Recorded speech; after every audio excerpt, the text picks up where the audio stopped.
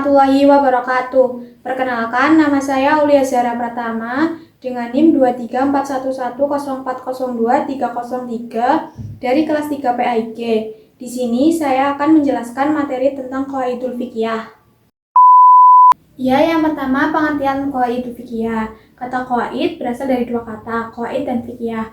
Qawaid secara etimologi berarti dasar atau fondasi, al-asas. Secara terminologi, Al-Taftazani mendefinisikan kaidah dengan hukum yang bersifat universal dan dapat diterapkan pada seluruh bagian-bagiannya, yang mana persoalan-persoalan bagian tersebut dapat dikenali darinya. Fiqhiyah. Secara etimologi, kata fikih berasal dari kata fikhan yang merupakan masdar dari fi'il madhi faqiha yang berarti paham. Secara terminologi bermakna ilmu tentang hukum dan perundang-undangan dalam Islam yang berdasarkan Al-Quran, ijma, sunnah, dan qiyas. Selanjutnya, qawaid fiqhiyah. Secara etimologi adalah dasar-dasar atau asas-asas yang berkaitan dengan masalah-masalah atau jenis-jenis fikih. Secara terminologi dalam hukum Islam, menurut Al-Taftazani bahwasanya qawaid fiqhiyah adalah suatu hukum yang bersifat universal yang dapat diaplikasikan kepada seluruh juzinya atau bagiannya agar dapat mengidentifikasi hukum-hukum bagian tersebut darinya. Selanjutnya, sejarah perkembangan Qawaidul Fiqhiyah. Pertama, proses munculnya Qawaidul Fiqhiyah. Qawaidul Fiqhiyah muncul dan berkembang melalui 3 periode. Yang pertama, masa Nabi Muhammad SAW. Pada masa ini, hukum Islam bersumber langsung pada Al-Quran dan Sunnah. Nabi Muhammad berperan sebagai penjelas hukum, dan sahabat bertanya langsung pada beliau untuk menjelaskan masalah baru. Banyak hadis yang menggunakan pola kaidah umum, Jawami al-Kalim. Walaupun belum disebut kaidah, tapi memiliki karakter yang menyakup berbagai aspek hukum dan masalah-masalah fikih. Yang kedua, periode sahabat. Di periode ini, pola pikir sahabat mulai beralih pada arah ijtihad karena banyak persoalan yang baru muncul. Kemudian pada periode ini juga muncul penggunaan rayu, qiyas, dan ijma. Dan periode ketiga, periode tabi'in. Perkembangan fikih semakin meningkat dengan munculnya ulama-ulama besar yang memimpin kajian fikih di berbagai wilayah.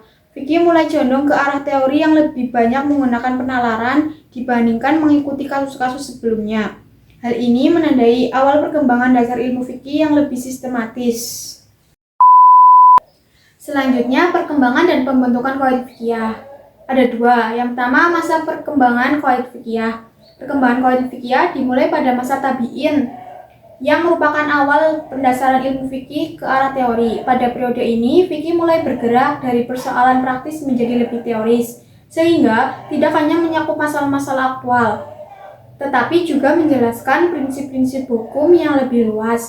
Perkembangan ini diikuti dengan kemunculan mazhab fikih seperti Hanafi, Maliki, Syafi'i, dan Hambali, serta proses pembukuan yang pesat pada abad ke-13 Hijriah.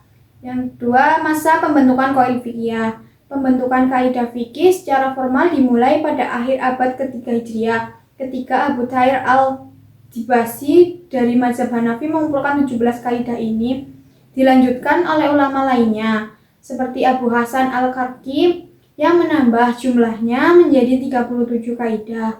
Seiring perkembangan wilayah Islam yang bertambahnya masalah baru, ulama menggunakan kaidah-kaidah fikih untuk memudahkan penyelesaian persoalan hukum.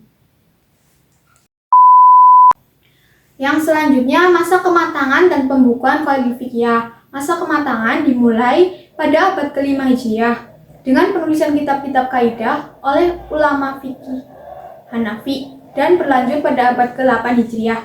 Pada masa ini, muncul kitab-kitab terkenal seperti Al-Ashbah wa Al-Nasyr karya Ibnu Waqil, Al-Mansur fi Al-Qawaid karya Al-Zarkashi. Periode ini menandai kemajuan dalam menyusun kaidah secara sistematis. Selanjutnya, masa penyempurnaan qawaid fiqhiyah. Masa penyempurnaan terjadi pada akhir abad 13 Hijriah dengan munculnya kitab majalah Al-Ahkam Al-Adliyah yang digunakan sebagai sumber hukum di pengadilan-pengadilan pemerintahan Utsmani. Yang selanjutnya, kaidah-kaidah pokok qawaidul fiqhiyah. Yang pertama ada al-umur bi maqasidiha. Lafal al-umur adalah bentuk jamak dari al-amr, yang sifatnya umum bagi seluruh perbuatan dan perkataan atau berlaku umum untuk setiap persiapan, tindakan, dan tingkah laku. Dengan demikian, al-umur adalah seluruh urusan. Sehubung dengan tema kaidah fikih, ilmu fikih itu sendiri membahas tentang hukum sesuatu dan tentang zat atau materi sesuatu, maka makna dari kaidah di atas ialah hukum yang menyertai urusan hukum itu, menyertai apa yang dimaksud pelakunya dari urusan itu. Ali Hasballah menegaskan bahwa baik atau buruk, halal atau haramnya suatu perbuatan tergantung pada niat pelakunya, bukan pada keuntungan, manfaat, atau bahaya, kerugian yang mungkin dapat ditimbulkan. Pengertian kaidah ini bahwa hukum yang berimplikasi terhadap suatu perkara yang timbul dari perbuatan atau perkataan subjek hukum mukallaf tergantung pada maksud dan tujuan dari perkara tersebut. Kaidah ini berkaitan dengan setiap perbuatan atau perkara-perkara hukum yang dilarang dalam syariat Islam.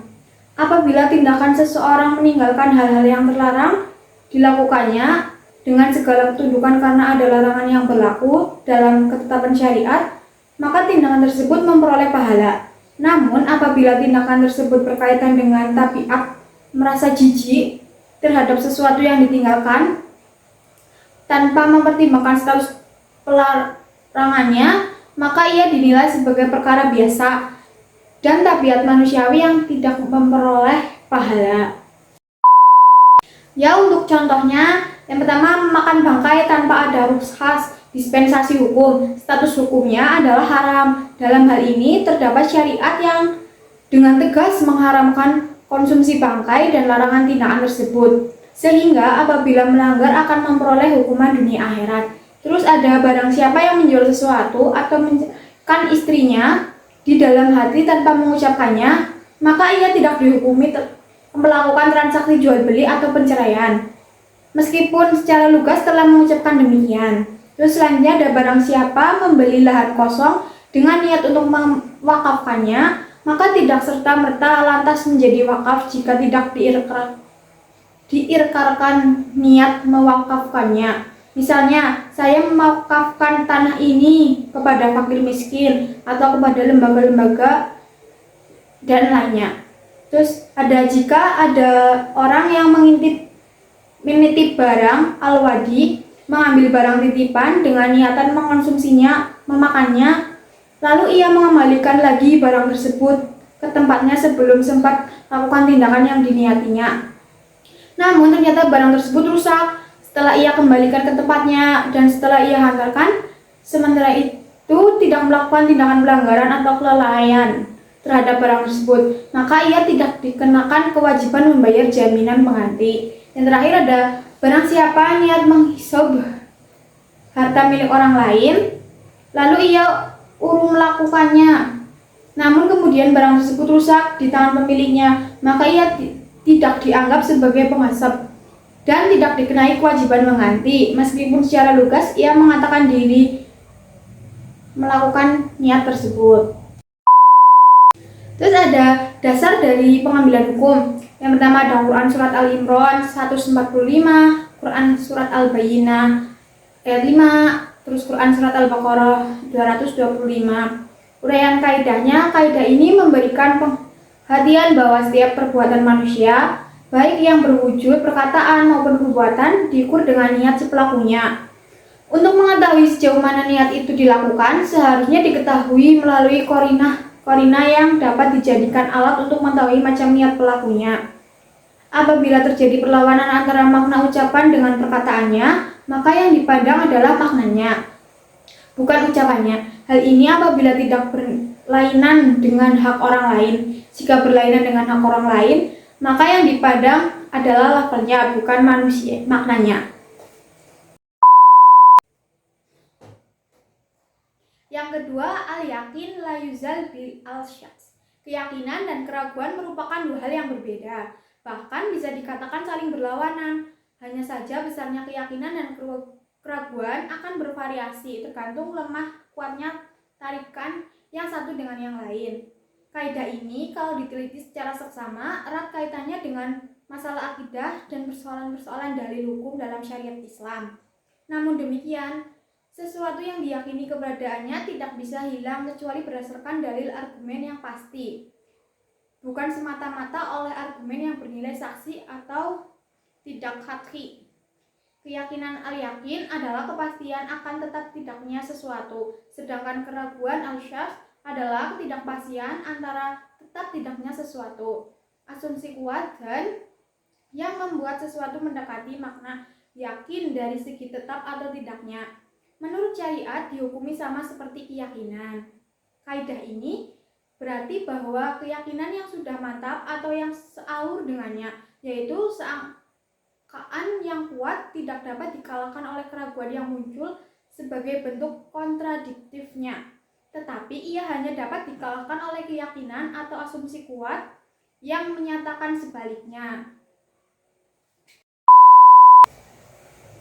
Contohnya, seorang istri mengaku belum diberi nafkah untuk beberapa waktu, maka yang dianggap benar adalah kata si istri, karena yang meyakinkan adanya tanggung jawab suami terhadap istrinya untuk memberi nafkah. Kecuali apabila suami memiliki bukti yang meyakinkan pula. Terus ada seseorang bernama Zayan ragu apakah baru 3 atau sudah 4 rakaat sholatnya, maka Zayan harus menetapkan yang 3 rakaat, karena itulah yang diyakini. Terus seseorang bernama Ramadan baru saja mengambil air wudhu di kolam depan komplek perumahan. Kemudian timbul keraguan dalam hatinya, batal apa belum ya? Sepertinya saya baru saja memegang kemaluan, maka hukum taharahnya tidak hilang disebabkan keraguan yang muncul kemudian. Seseorang meyakini telah berhadas dan kemudian ragu apakah sudah bersuci atau belum, maka orang tersebut masih belum suci. Mudhis. Nah, apabila seseorang menghilangkan dalam waktu yang lama dan tidak diketahui apakah ia masih hidup atau sudah mati, maka ahli waris tidak boleh memberikan bagian warisan sampai ada bukti atau putusan hakim yang menyatakan keberadaannya, sehingga menghadirkan argumen bukti-bukti yang meyakinkan bahwa ia masih hidup. Misalnya dalam waktu beberapa puluh tahun Hendriadi kerja di luar negeri, lantas tidak ada kabar, sedangkan pada tahun 2020 terdapat wabah penyakit corona, maka ia tidak dapat menerima warisan sampai ada bukti yang memastikan keberadaannya. Karena kebenaran orang tersebut sebelum menghilang merupakan hal yang tak terbantahkan, namun ketika menghilang dan menimbulkan keraguan, maka keraguan tidak dapat dikalahkan dengan keyakinan. Terus ada lagi apabila seseorang yang disahkan pengakuannya mengaku kepada orang lain berkata, "Saya kira saya ada tanggungan uang dengan Anda," maka pernyataan tersebut tidak bisa ditetapkan adanya utang piutang antara keduanya, karena prasangka itu belum disertai keyakinan, hanya berupa dugaan atau kira-kira. Maka keraguan tersebut tidak dapat mengalahkan keyakinan. Yang terakhir, apabila ada 2 orang melakukan pengkongsian kerjasama dalam bidang perdagangan, lalu salah satu mengatakan tidak memperoleh keuntungan atau laba, sedangkan pihak lain mengatakan sebaliknya, namun masing-masing tidak memiliki bukti sama sekali, maka yang diakui adalah pendapat yang mengatakan tidak mendapatkan keuntungan atau laba karena hukum asalnya adalah tidak ada laba. Untuk dasar hukumnya itu ada hadis riwayat Muslim yang diriwayatkan oleh Abu Hurairah dan hadis riwayat Al-Nasai dan Tirmidzi dari Hasan bin Ali. Yang ketiga ada al-masyaqqah tajlib al-tashir. Lafal al-masyaqqah dalam bahasa Arab ialah sinonim dari lafal syubu'ah yang berarti kesulitan. Sedangkan lafal taisir sinonimnya adalah al-takhfif yang berarti kemudahan atau keringanan. Dengan demikian, kaidah di atas berarti setiap kesulitan memberikan jalan kemudahan dan keringanan. Maksud al-masyaqqah kesulitan yang membawa jalan kemudahan di sini adalah kesulitan yang pada taraf yang menyebabkan mukallaf meninggalkan kewajiban syariat, seperti kondisi perjalanan, sakit, kondisi terancam, kondisi bodoh, bencana alam, lupa, dan gila. Menurut Al-Syuyuti, kaidah ini adalah satu dari 5 kaidah induk yang menjadi landasan acuan sebagai hukum konkret dalam fikih.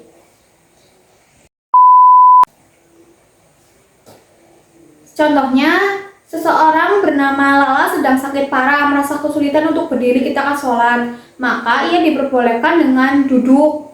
Begitu juga ketika ia merasa kesulitan dengan duduk, maka diperbolehkan melakukan sholat dengan tidur terlentang. Terus ada lagi seseorang yang pernah sakit parah, misalnya merasa kesulitan untuk menggunakan air dalam berwudu, maka ia diperbolehkan untuk bertayamum.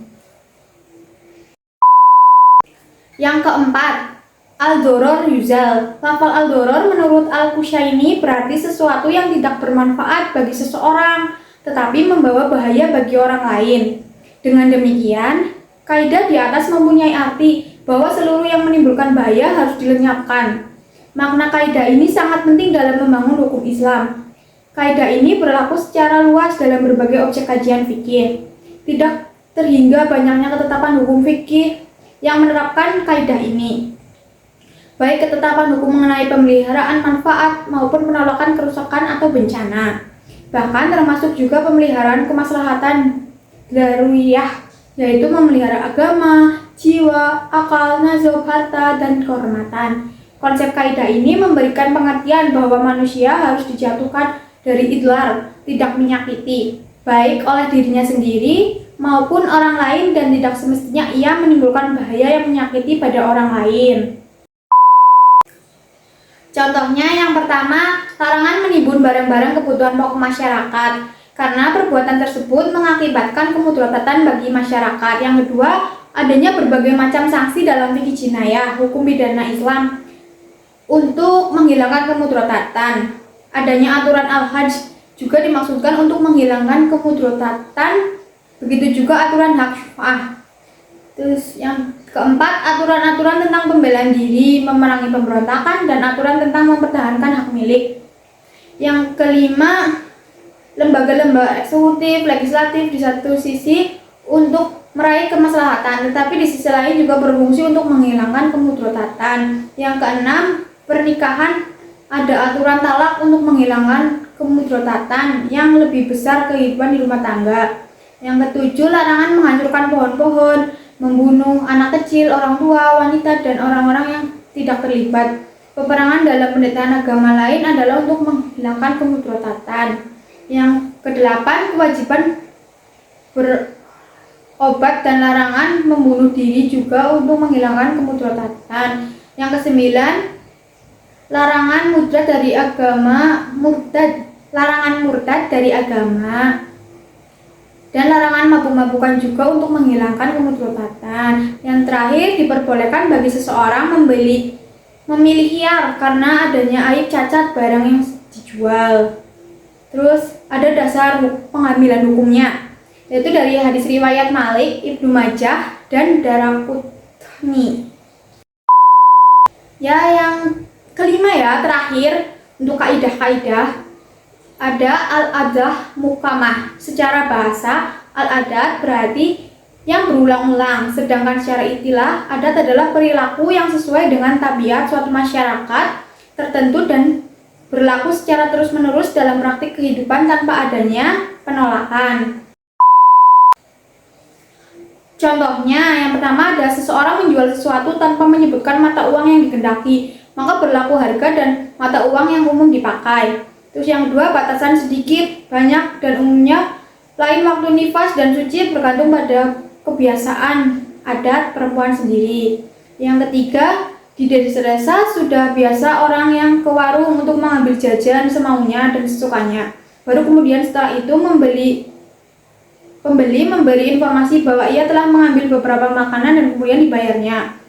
Kemudian yang demikian telah lama dilakukan oleh masyarakat kita dan tak pernah ada masalah, dan para ulama juga tidak ada mempermasalahkannya. Yang keempat, seperti halnya sholat sambil membaca mushaf Al-Quran dalam hal ini, kebiasaan itu dapat dijadikan pertimbangan dalam menerapkan hukum. Dan ada dasar pengambilan kaidah dari hadis riwayat Ahmad Ibnu Mas'ud. Sekian materi yang dapat saya sampaikan, kurang lebihnya mohon maaf dan terima kasih. Wassalamualaikum warahmatullahi wabarakatuh.